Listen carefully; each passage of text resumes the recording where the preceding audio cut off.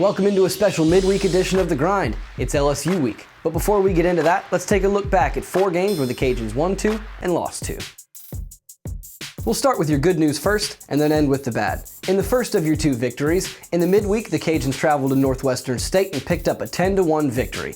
Evan Guillory finally got the run support he needed for his first win of the year. Then, they carried over their 14 hits in the midweek to do the exact same thing in the first game of their doubleheader against Little Rock. They picked up 14 hits in a 15-4 victory, and Gunnar Leger went 6 innings strong, collecting 7 strikeouts. Then, the bullpen finished it off. The problem was, the next 2 games against Little Rock did not go the same.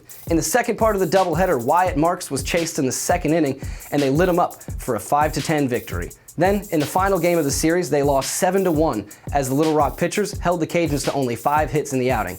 Hopefully they can get those bats going as we look forward to LSU. Now, let's get you your Grinder of the Week. We might just have to rename the Grinder of the Week segment the Joe Robbins Award. Robbins over the weekend hit 2 home runs with 7 RBIs, including a grand slam in the first part of the doubleheader on Saturday. But while I'm giving kudos, shout out to Kenan Fontenot. He started off the season with a severe slump, but he hit his first home run this weekend. Now, let's get your preview for LSU. I know you've had this one marked on your calendar for a while, Cajun Nation. Tuesday night at 7 o'clock, it's the Tigers versus the Cajuns for the Wally Pontiff Classic.